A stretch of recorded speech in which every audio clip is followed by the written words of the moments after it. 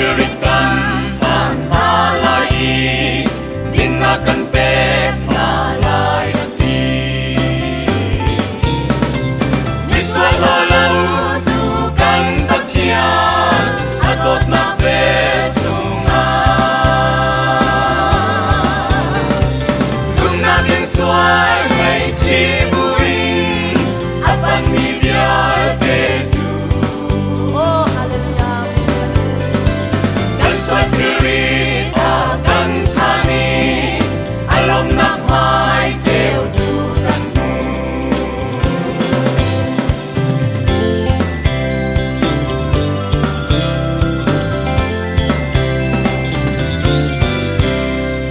mulai mini hoy kong angkor mirum milyan ngan inan kor sisekan boy pagi suni boy ko mami sual akan ko misal halau tukan batian atot na petsunga naging sual ngay cibuin apan midyal betu Oh, hallelujah. Ang suara may siyam na. dan suaturi akan tani alam na may teu tukanmu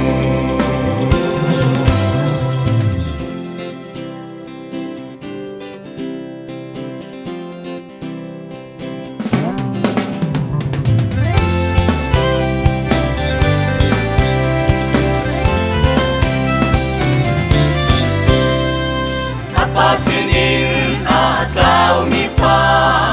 Totu apa ni at hilaw Malay patlangin amay mi Patsyan dot nak mi ang magaw Nisway halau tukan patsyan Atot na besunga naging sual ngay cibuin apan midyal betu dan suaturi akan tani alam na may teu tukanmu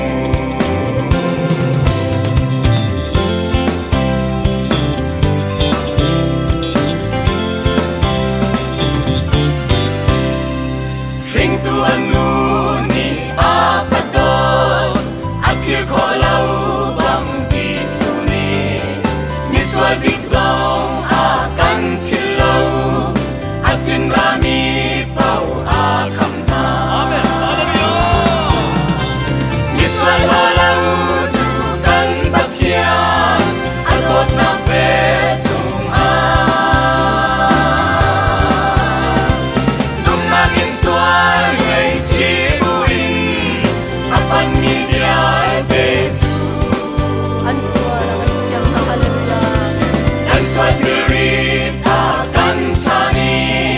alam na may teu tukanmu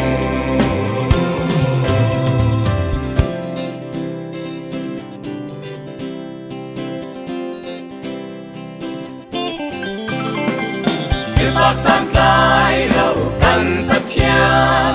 Nung may lengak dakan patian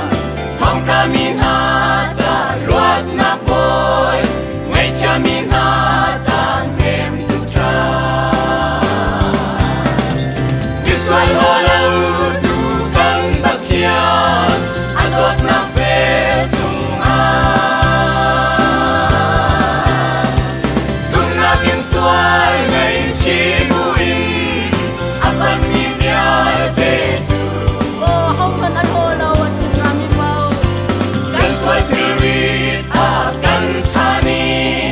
alam na may teu tukanmu alam na may